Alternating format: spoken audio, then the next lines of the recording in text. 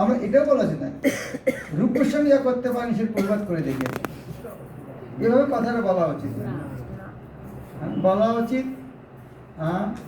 রূপ গোস্বামী যে কাজটি করেন নাই সেটা তিনি প্রবাদের দ্বারা করিয়েছেন, এটা হচ্ছে বৈষ্ণব ভাষা। মহাপ্রভু যেটা করতে পারেন সেটা প্রবাদ করে দেখেছেন, এটা বলো ঠিক হবে না, বলতে হবে মহাপ্রভু প্রবাদ এত প্রিয় না, উনি না করে প্রবাদের দ্বারা করিয়েছেন।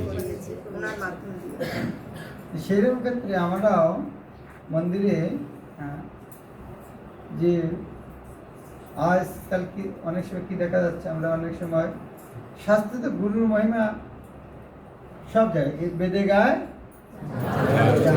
বেদে পর্যন্ত গুরুদেবের মহিমা কীর্তন করে, কিন্তু আমরা মনে করি এগুলো দীক্ষা গুরু বোধ হয়। বেদে যে মহিমা কীর্তন করে দীক্ষা গুরুর কথা বলা হচ্ছে কি? আজকে যিনি আমার দীক্ষা গুরু উনি জ্ঞানটা পেলেন কোথা থেকে? তার গুরু বেদ থেকে।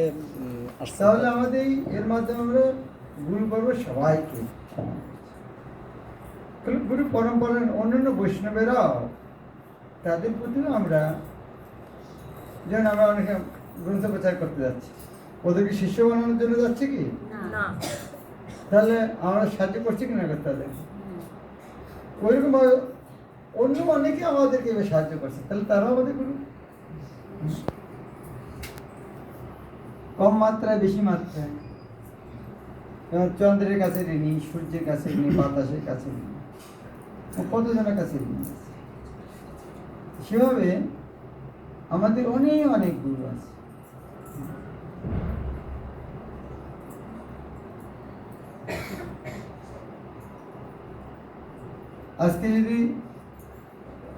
আজকে আমরা মায়াপুর যে এত আনন্দ পাই, আজকে মায়াপুরের কথা বলে আমাদের গর্ব হয়, এটা গর্ব হয়। আমি ইস্কনের ভক্ত বলতে গর্ব হয়।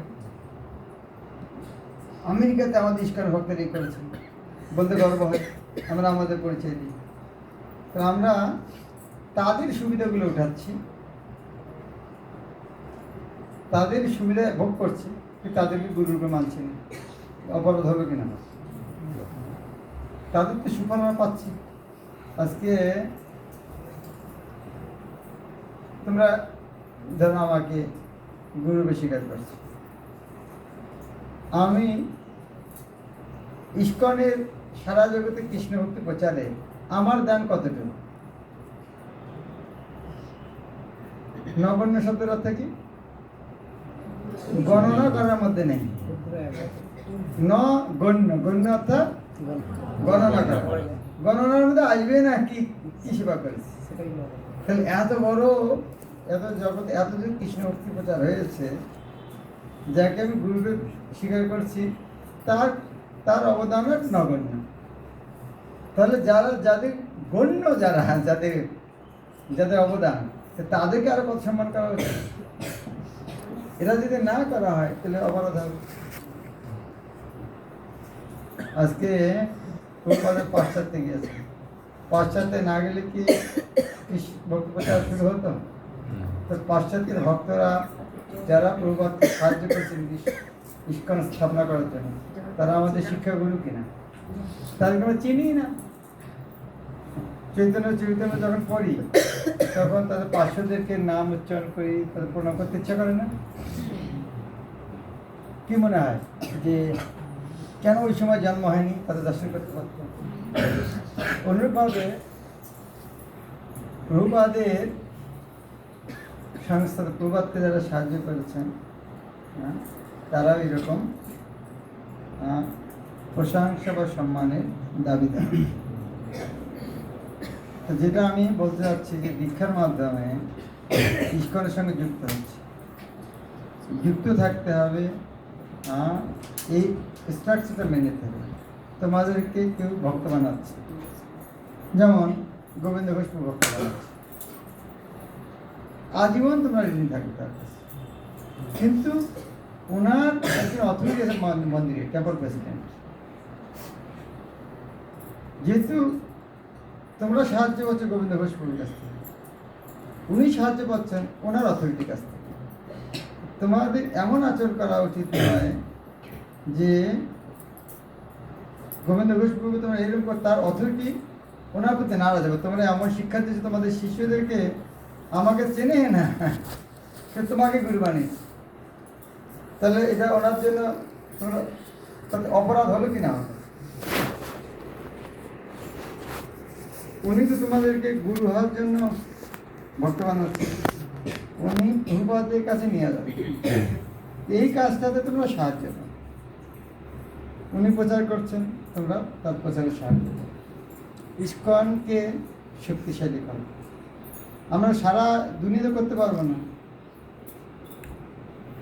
পুরো ভারতকে করতে পারবো না, ঠিক আছে, আমি নিউটনকে সাহায্য করি, পুরো নিউটনকে সাহায্য করতে পারবো না, ঠিক আছে, আমার এরিয়ায় গোবিন্দ ঘোষ যেখানে আসছে সেই জায়গায় আমি ভক্তি করি। যার যেখানে যতটা ক্ষমতা, সেই কাঠামোটাকে শক্তিশালী করে। আমাদের এমন কোনো আচরণ করা উচিত হবে না যার জন্য এটার উপরে একটু ধাক্কা বা আঘাত আসে। আমরা তো ভক্তি একা করতে পারতাম, ইস্কনের মাধ্যমে করছি কেন? করছি এই কারণে যাতে সংস্থা আমাদের সারা জগৎ কৃষ্ণ ভক্তি প্রচার। এই সুযোগটা আজ থেকে 100-200 বছর আগে তারা ছিল না, আজকে আমাদের সুযোগ আছে। আমি 100 বছর আগে জন্মগ্রহণ করলে আমি কতটা প্রচার করতে পারতাম, আজকে আমার ইস্কনের মাধ্যমে আমি ভক্তের সঙ্গে কত। এই মধ্যে যদি তোমার মনে করো আমি কাউকে দিল্লি পাঠাবো, খালি টেলিফোন করবো, দিল্লি আমাদের অমুক ভক্ত আপনি বলে দেন, দিল্লি মন্দিরে বলে দিলে রিসিভ করবে।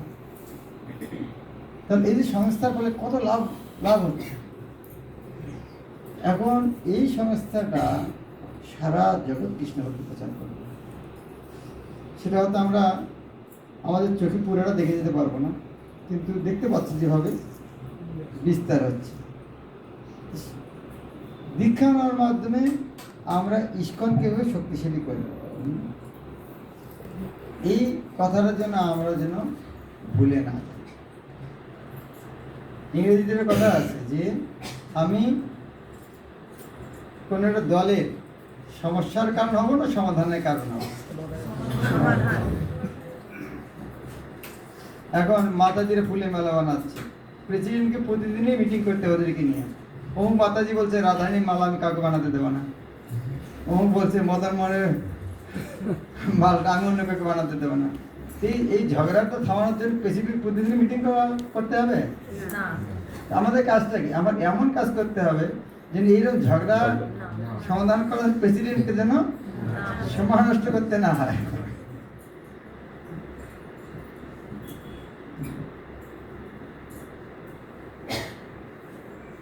মানুষ ইস্কনকে ভক্তদেরকে দেখলে মুখ থেকে বলুক আর না বলুক, হৃদয় থেকে আনন্দ পায়, এরা এত সুন্দর ভক্তি করছে। হয়তো মুখ থেকে স্বীকার করতে যাচ্ছে না, কিন্তু তারা হৃদয় থেকে স্বীকার করে, মাছ মাংস ইলিশ মাছও খায় না,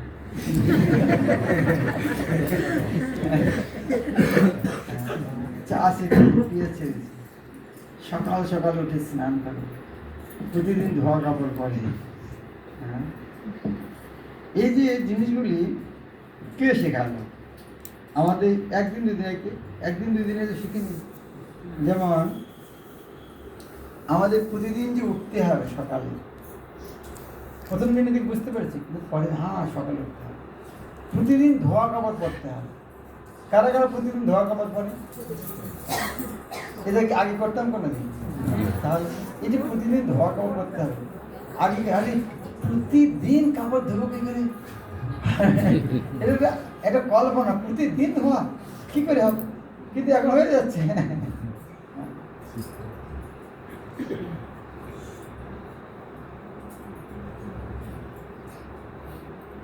তোমরা কি একটা শব্দ শুনেছ?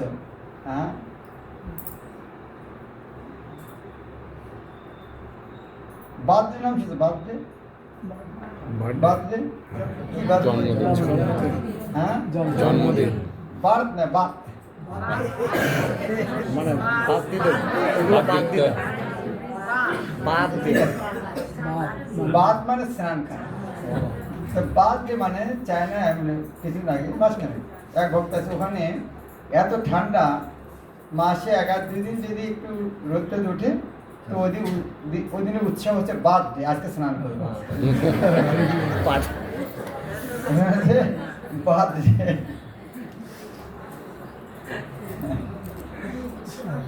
এখন প্রভুপাদ বলছেন যে প্রতিদিনই কমপক্ষে 2বার করে স্নান করতে হবে।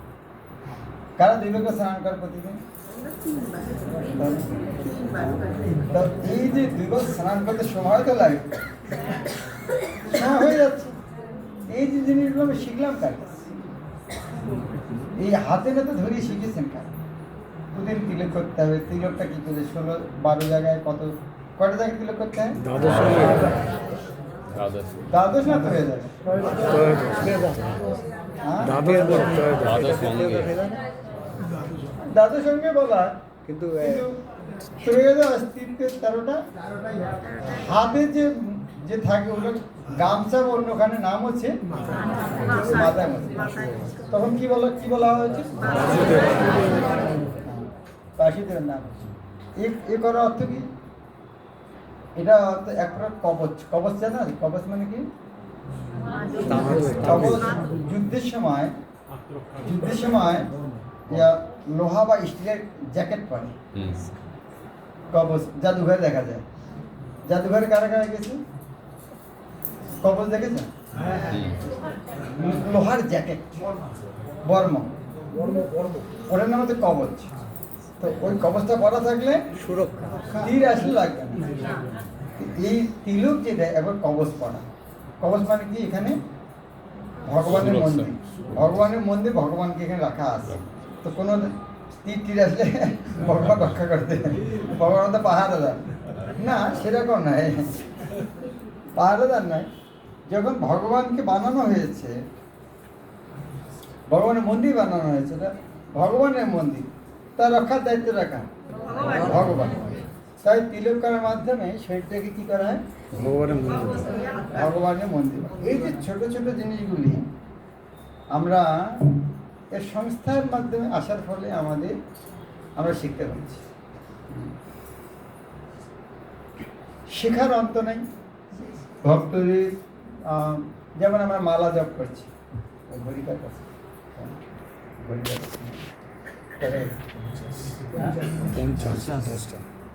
কি বলছিলাম?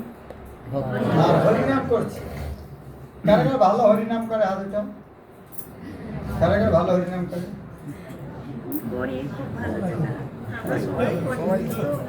কারা কারা ভালো হরিনাম করে? কার কার এখন মনে হচ্ছে যে এখন যে হরিনাম করছি আগে অনেক ভুল করেছি, এখন একটু ভালো হচ্ছে? কার কার মনে হচ্ছে? কিছুদিন পরে মনে হবে সময় শুধু নষ্ট করেছি, আরো ভালো করে করা উচিত ছিল। এখনই মনে হয়। তাহলে জবটা হচ্ছে এরকম একটা জিনিস যে আরো কি করে উন্নত। প্রত্যেক সময় ভক্তিতে কোথা থেকে শিখবো? সাধু সঙ্গের মাধ্যমে, শাস্ত্রের মাধ্যমে। এটা আমাদের সবসময়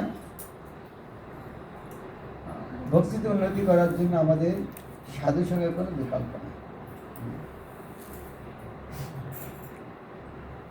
তোমরা এভাবে ভক্তি করো। আমি আবার যেটা বলতে চাচ্ছি যে দীক্ষা দিয়ে আমি কতটা তোমাদেরকে সাহায্য করতে পারবো সেটা আমি জানি না। তবে আমি যখন আমার কাছে সমস্যা নিয়ে আসবে আমি এটা বলবো, তো লোকাল অথরিটির কথা শোনা। গুরু মহারাজের কাছে গেলে আমরা সহ্য করো, লোকাল অথরিটি যা বলে সেটা শোনো। সেটাই করা উচিত। আমি তোমরা বাড়িতে জানো, আমরা দেখেছি বাড়িতে মেয়েদের যখন বিয়ে হয়, এখন জানি না কীরকম হয়, আমি ছোটোবেলা দেখেছি মেয়েরা এসে বাবা মার কাছে কান্না করে। শ্বশুর বাড়িতে ইয়ে হয়েছে, স্বামী বলেছে, ননদি বলেছে, শাশুড়ি আর যাব না। তখন মা বাবা আবার ঠান্ডা করে ঠিক আছে, মেয়েদের সহ্য করতে যায়, 1 দিন 2 দিন 3 দিন 10 দিন, তাই না? তাদের বুঝে টুঝে আবার পাঠিয়ে কি সূত্রটা দেয়, আমরা তোমার মেয়ে হয়ে জন্মগ্রহণ করেছে, সহ্য করছে, সহ্য করে চলে যায় পুরো জীবনটা।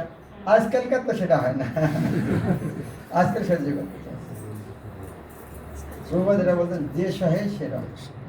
সেই জন্য মন্দিরে তোমাদের প্রচার করছো, মন্দিরের সঙ্গে যুক্ত আছো, মন্দিরে অনেক কিছু নিয়ম হয়তো তোমাদের ভালো লাগছে, কিন্তু সহ্য করতে। আর তোমরা যেটা মনে করছো ঠিক নয়, সেটা যে ঠিক, সেটা তো ঠিক নয়। আমাদের অনেক কিছু অনেক ভালো লাগে না, কিন্তু মন্দির কর্তৃপক্ষের কিছু কিছু সিদ্ধান্ত নিতে হয়, সেগুলো আমাদের মেনে নিতে হবে। দেখো, আমাদের এই জগতে আসার কারণটা কি? ভগবানের সঙ্গে বিদ্রোহ করেছি, নাহলে এখানে আসার দরকার ছিল? তাহলে যাহলে ভগবানের সঙ্গে বিদ্রোহ করে এসেছি, এখানে আবার মন্দির অথরিটিকে কোনো মানব? বিদ্রোহ করার স্বভাবটা তো আছে, যায়নি।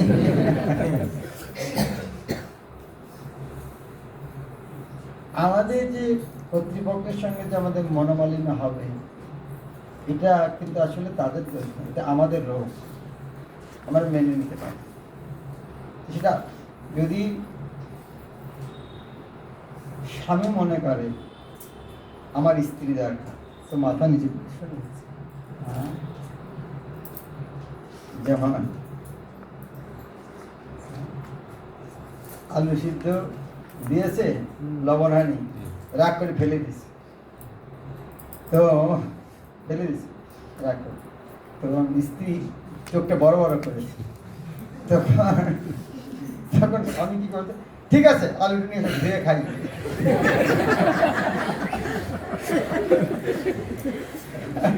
ও বুঝতে পারছে আমার জন্য স্ত্রী দরকার, কালকে থেকে আলু সিদ্ধ ভাত হবে না, আজকে লবণ ছাড়া দিয়ে কালকে আলু সিদ্ধ ভাত হবে না। স্ত্রী যদি মনে করে আমার স্বামী ছাড়া চলবে, তাহলে তাকে মাথা নিচে করে থাকতে হবে। অনুরূপভাবে আমাদের কৃষ্ণ ভক্তির জন্য ইস্কন একটা সংস্থা, মন্দির কর্তৃপক্ষ আমাদের দরকার। তাছাড়া আমরা ভক্তি করতে পারবো কি? নিকটস্থ মন্দির যদি না থাকে, সেখানে উৎসব না আসে, সেবা করার সুযোগ পাবো, ভক্ত সঙ্গে করতে পারবো, হরিকথা শুনবো না, যাত্রায় যেতে পারবো না, আমাদের কত লাভ সেখানে। একসঙ্গে যেহেতু আমরা এখানে আসছি, তো মন্দির আছে তার নিকমিত, তাই সেটা ছাড়া যেহেতু আমাদের ভক্তির দিকে থাকবে না, তাই আমাদের দরকার, তাই আমাদের মেনে নিতে হবে। কখন মন্দির কর্তৃপক্ষ যে আইন করছে মেনে নিতে হবে। যদি সাময়িকভাবে আমাদের মানতে অসুবিধা হয়, তবে না বোঝা উচিত মেনে নিলে আমার লাভ। তাই এটা কেন বলছি, তোমরা গুরু ভক্তি করবে সে ভালো, কিন্তু গুরু ভক্তি করতে যে অথরিটি বিরোধিতা করবে, সেখানে গুরু খুব একটা সাহায্য করতে পারবে। এই বিষয়ে গুরু মহারাজ উদাহরণ দেন, আমি সব জায়গায় এটা বলি। গুরু বলছেন, ইস্কনে অনেক বড় বড় গুরু পতন হয়েছে, তাদের হাজার হাজার শিষ্যরা গুরুর সঙ্গে চলে গেছে। তো যারা ইস্কন থেকে গুরুর সঙ্গে চলে গেছে, তারা একজনের ভক্তিতে টিকে নেই। গুরু বলছেন তাদের ভক্তি কি, যে গুরুর হাজার হাজার শিষ্য তারাও ভক্তিতে টিকে নেই, কিন্তু তাদের মধ্যে তার কিছু কিছু শিষ্য গুরুর সঙ্গে না যে ইস্কনে আসে, তাদের ভক্তি টিকে আছে। তাহলে ভক্তির জন্য কে, গুরু না মন্দির? বুঝা গেল? এই ভুলটা তোমরা কখনো করবে না। আমাকে গুরুকে স্বীকার করছো তোমরা, আমার কাজ হচ্ছে প্রভাতের সঙ্গে যুক্ত করা। কখনো এই ভুলটা করো না যে ইস্কন অথরিটির বিরোধিতা করে। সেক্ষেত্রে গুরু সাহায্য করতে পারবে। যদি সাময়িকভাবে সহ্য করতে অসুবিধা হয়, চেষ্টা করো। আবার বলছি, যদি মনে হয় ভুল সিদ্ধান্ত, তবু মেনে নিলে লাভ। তোমরা এখানে অনেক বাবা মা আছে, কারা ভুল করো না? হাত উঠে থেকে কারা ভুল করেনি কোনোদিন জীবনে? ছেলে মেয়েদেরকে শাসন করেছো, সব ঠিক করেছে না ভুলভাল করেছে তো? ভুল হয়েছে। কারণ সেই সময় যদি ছেলে মেয়ে যদি বিদ্রোহ করতো, তুমি আমাকে এর আদেশ দিতে পারো, তাহলে ছেলে মেয়ে মেনে নিয়েছে। পরে কি বুঝতে পারলেন না তোমার ভুলে তো বাচ্চাই ঠিক ছিল। তো এই ভুলের জন্য কি বিদ্রোহ করা উচিত? না। উভয় লাভবান হলো, বাচ্চা মেনে নিয়ে বাচ্চা লাভবান হলো, মা বাবা মা পরে বুঝতে পারলো যে আমি এরকম ভুল একটা শিক্ষা দিয়েছি, তার ফলে ওদের আমি ক্ষতি করেছি, তারা একদিন বুঝবে। সেইভাবে আমাদের আধ্যাত্মিক জীবনের জন্য, কৃষ্ণভক্ত প্রচারের জন্য ইস্কনের যে পরিকাঠামো আছে সেটাই মেনে নেব। একটা উদাহরণ দিয়ে শেষ করবো। আজকে যদি গুরুদেব বলে সবচেয়ে ভালো, সবচেয়ে বড় সেবা হচ্ছে গ্রন্থ প্রচার, তোমরা গ্রন্থ প্রচারে যাচ্ছ। প্রেসিডেন্ট বলছেন আজকে যে রাজভোগ লাগায়, পুজোর অসুস্থ, আপনি একটু ভোগ লাগান। না না, আমার গুরু মহারাজ বলছে গ্রন্থ প্রচার শ্রেষ্ঠ। তাহলে কি রাজভোগ আরতি করতে যাবো না গ্রন্থ নিয়ে যাবো? গুরুর কথাটা পাওয়ারফুল। দুইটা কথাই ঠিক, কিন্তু মন্দির চালানোর জন্য কর্তৃপক্ষ বুঝতে কোনটা কখন কতটা জরুরি। এমন নয় যে মন্দির কর্তৃপক্ষ চান না করতে বিধান হোক, কিন্তু বিগ্রহ আছে, তাকে ভোগ লাগাতে হবে, কেউ নেই এই মধ্যে, সেটা সেটা তো কম নাই। এবং অনেক প্রকার জিনিস আসবে, তোমরা কর্তৃপক্ষের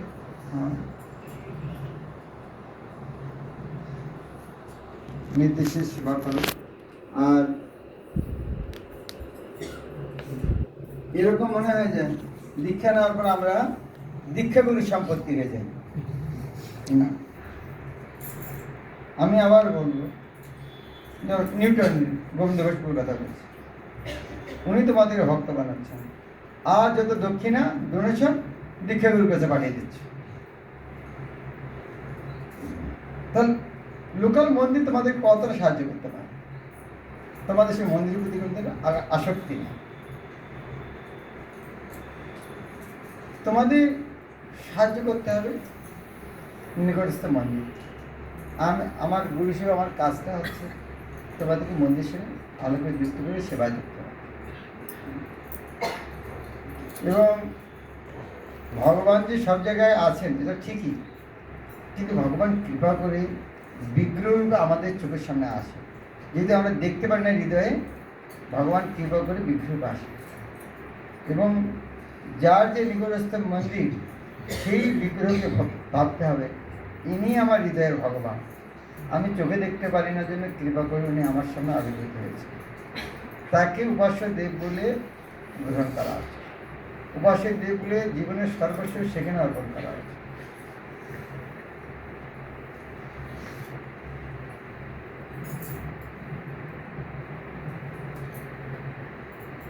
একখান থেকে যদি আর একখানে যাই, নিউটন এখন সেবা করছে, কালকে তোমরা উজ্জৈন মন্দিরে যে কোনো চাকরি দিন এখানে শিফট করেছে। যদি উজ্জৈন মন্দির অথরিটি বলে প্রভু একটু রাজভোগ আরতি করবেন, না আমি আমার কাউন্সিলর গোবিন্দ ঘোষকে টেলিফোন করি, উনি যদি পারমিশন দেন তাহলে করবো। তাহলে অথরিটি এখন সেবার কথা বলবে? হ্যাঁ, তাহলে লসটা কারণ তখন উজ্জৈন মধ্যে না ভাই একে বললে লাভ নেই, একে তারা কাছের অন্য কাউকে নিয়ে এসে সেটা বোঝা উচিত। গোবিন্দ ঘোষ ওখান থেকে কি যাবেন? ওনার যে উজ্জৈন এসেছে, এখানে ভালো করে ভক্তি করুক, সেখানে ভালো সম্পর্ক থাকে, এখানে সেবা করুক, অথচ সঙ্গে এত ভালো সম্পর্ক তাদের ভক্তিতে, উনি ওখান থেকে আনন্দ পাবেন যখন এখানে এসে ভক্তিতে উন্নতি করছে, সেটা ওনার বেশি আনন্দের বিষয় হবে। উনি তো প্রচার করছেন গুরু হওয়ার জন্য না, বা ডোনেশন কালেকশন করার জন্য, নিয়ে এবার দেবেনই বা কাকে? ওনার একটা উদ্দেশ্য যে প্রচার করছে তার জন্য সবাই ভালো রাখবে।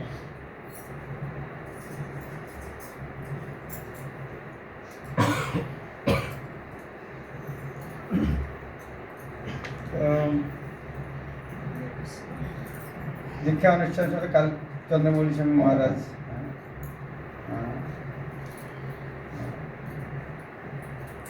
দীক্ষা ক্লাস বলছিলেন, হরিনামের মাহাত্ম, নাম অপরাধ বিষয়, আমি আর আলোচনা করতে পারছি না। আজকে আজকে বিকালে কয়টায় ক্লাস? 4 সাড়ে পাঁচটা। হ্যাঁ? 3 घंटे 5:30 থেকে আপনার 6:30 থেকে আপনার ওটা কোথায় হবে? হ্যাঁ? প্যান্ডেল মন্দিরে टेम्पल लाइन में करना इजी होगा क्या? 6:30 संध्या 7 संध्या हाँ ये तो 2 ग्रुप करना पड़ेगा, 2 ग्रुप कर अलग 2 ग्रुप कर सकते हैं। टाइम का नाम 5:30 से 7:30 हाँ 5:30 से 6:30 6:30 से 7:30 साढ़े सात से फिर संकर्षण उनके प्रैक्टिकल है क्या? तो मंदिर में जितना भीड़ होता है वो क्लास होगा डिफिकल्ट नहीं, इम्पॉसिबल।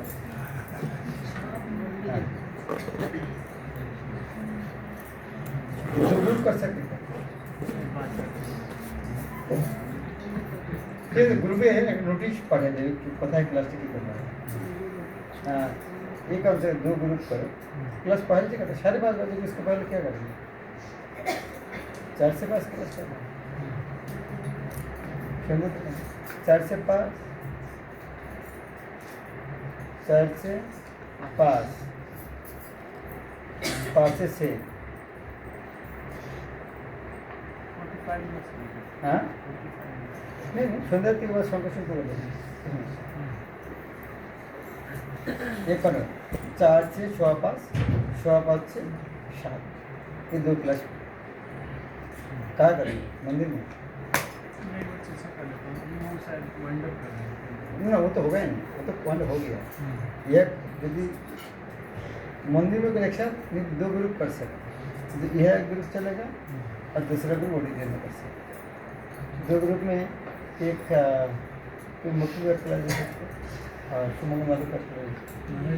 ऑडिटोरियम में करेंगे ना तो एक साथ हो जाएगा वहाँ से। क्लास के बाद यूनिवर्सिटी से हाँ वो तो है 2 ग्रुप जो तो करेंगे इसमें, जो 2 ग्रुप करेंगे ना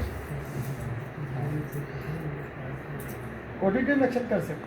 ऑडिटोरियम में आ जाएगा सिर्फ। ऑडिटोरियम में हो जाएगा ऑडिटोरियम में आराम से हो जाएगा। एक काम करो ऑडिटोरियम में करें, फिर ये टाइम फॉलो कर टाइम 1 घंटा पहले करो, सारा दिन क्या करें?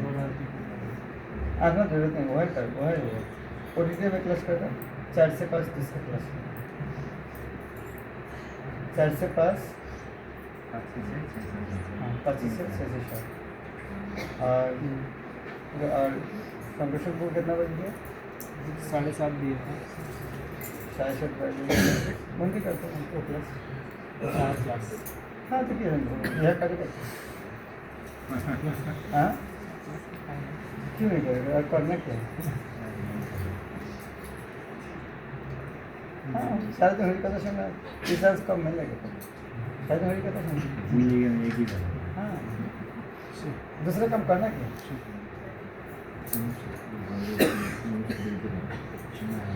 और तो पॉलिसी पे पड़ेगा अभी का माने